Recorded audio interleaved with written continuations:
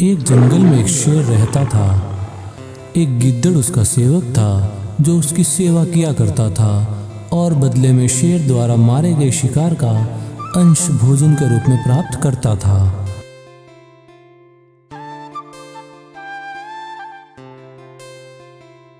एक बार शेर का हाथी से सामना हो गया। दोनों अपने घरों में चूर थे। बात बढ़ी और युद्ध तक पहुंच गई। दोनों में युद्ध हुआ जिसमें हाथी शेर पर हावी रहा।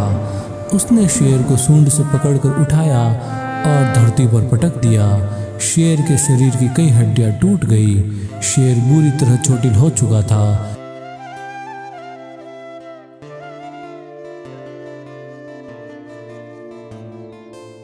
ऐसे में शिकार पर जाना उसके लिए दुष्कर था। वह दिन भर एक स्थान पर बैठा रहता। शिकार न कर पाने के कारण वो और उसका सेवक गिद्दड़ दोनों भूखे मरने लगे। एक दिन शेर गिद्दड़ से बोला, यदि इसी तरह चला तो वह दिन दूर नहीं जब हमारे प्राण पंखेरु उड़ जाएंगे। इस समस्या का कुछ ना कुछ समाधान निकालना पड़ेगा। वनराज, क्या करे, आप तो शिकार पर जा नहीं सकते।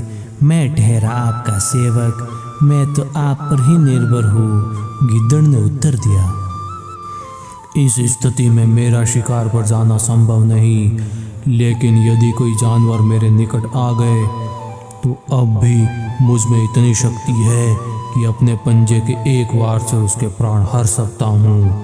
तुम किसी जानवर को बहला फुसला कर मुझ तक ले आओ, मैं उसे मार डालूंगा और फिर हम दोनों छक कर उसका मांस खाएंगे।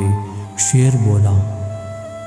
गिद्दड़ को शेर की बात जच गई और वह शिकार की खोज में निकल पड़ा। चलते चलते वह एक गांव में पहुंचा। वहां उसने एक खेत में एक गधे को चरते हुए देखा। उसे देख वह सोचने लगा, इस गधे को किसी तरह शेर के पास ले जाऊं तो कई दिनों के भोजन की व्यवस्था हो जाएगी। वह गधे के पास गया और स्वर में मिठास भरकर बोला, अरे मित्र, क्या हाल बना रखा है? पहले कितने हष्ट-पुष्ट हुआ करते थे, इतने दुबले पतले कैसे हो गए? लगता है धोबी कुछ ज्यादा ही काम ले रहा है। गिद्दड़ ने गधे की दुखती रग पर हाथ रख दिया था। गधा दुखी स्वर में बोला, सही समझे मित्र, मैं बड़ा दुखी हूँ। धोबी मुझसे आवश्यकता से अधिक काम लेता है और कुछ गलती हो जाने पर खूब पीटता है। ऊपर से खाने को भी कुछ नहीं देता। इधर उधर चलकर किसी तरह से अपनी भूख शांत करता हूँ, इसलिए मेरा ऐसा हाल हो गया है। गिद्दड़ ने मौके की नजाकत समझ ली और कहने लगा, मैं तुम्हारा दुख समझ सकता हूँ मित्र। वैसे तुम चाहो तो मैं तुम्हें एक ऐसे स्थान पर ले जा सकता हूँ जहाँ हरी घास का विशाल मैदान है। तुम वहाँ जी भर कर घास खा सकते हो। ये तो बहुत अच्छी बात कही मित्र, किंतु वहाँ जंगली जानवरों का भय होगा। प्राणों पर संकट आ गया तो?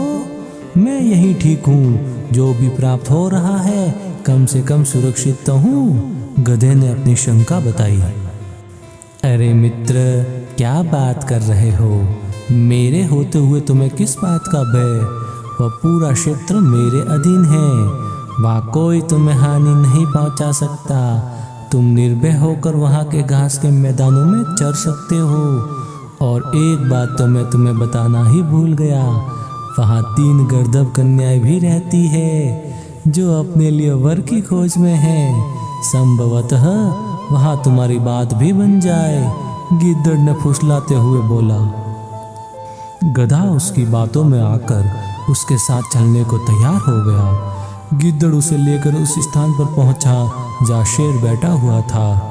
गिद्दड़ को गधे के साथ आते हुए देख शेर खुश हो गया और अपनी सारी शक्ति जुटाकर उठ खड़ा हुआ ताकि गधे का शिकार कर सके। इधर गधे ने जैसे ही शेर को उड़ते हुए देखा, वहाँ से भाग गया। शेर में इतनी शक्ति ही नहीं थी कि वह उसका पीछा कर सके।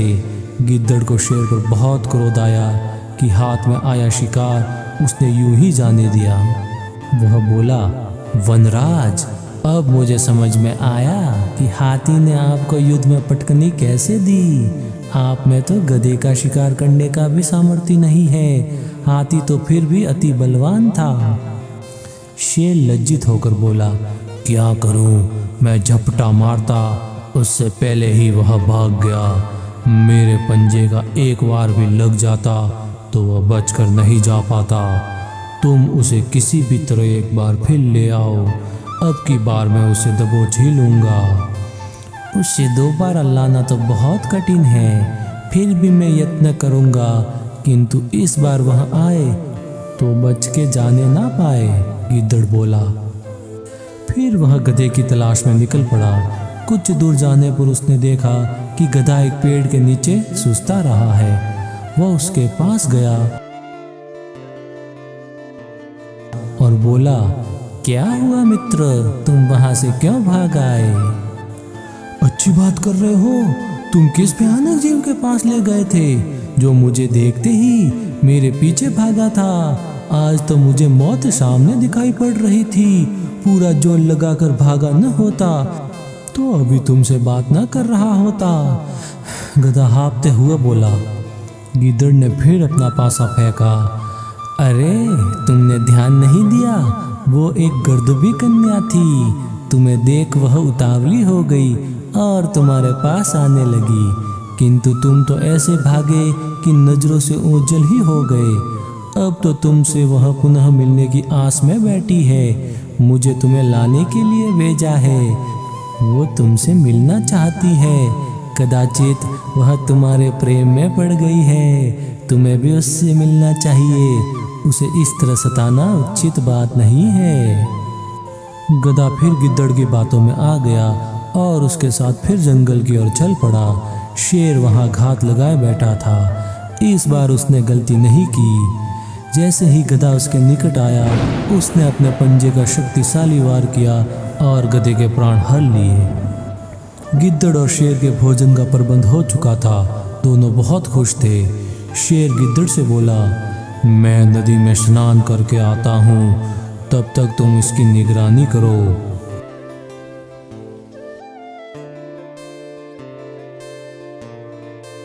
गिद्दड़ गधे की शव की निगरानी करने लगा।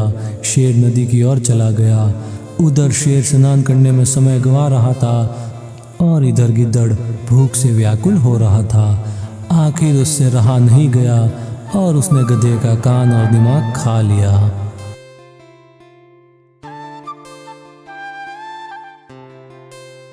शेर जब स्नान करके लौटा तो गधे के कान और दिमाग को गायब देख गिद्दड़ पर क्रुद्ध हो गया। लोभी, मैंने तुझे निगरानी के लिए यहाँ छोड़ा था, किंतु तुझसे मेरी प्रतीक्षा भी नहीं हुई। तूने तो इसे झूठा कर दिया। अब क्या मैं तेरा जूठन खाऊं? गिद्दड़ बोला, वनराज, आप गलत ना समझे, इस गधे के कान और दिमाग तो थे ही नहीं। अगर होते तो क्या ये एक बार मौत के मुंह से बचने के बाद दोबारा वापस आता? शेर को गिद्दड़ की बात ठीक लगी। फिर क्या था, दोनों ने जमकर गधे का मांस खाया और अपनी भूख मिटाई। दोस्तों, किसी की चिकनी चुपड़ी बातों में नहीं आना चाहिए और लोभ नहीं करना चाहिए।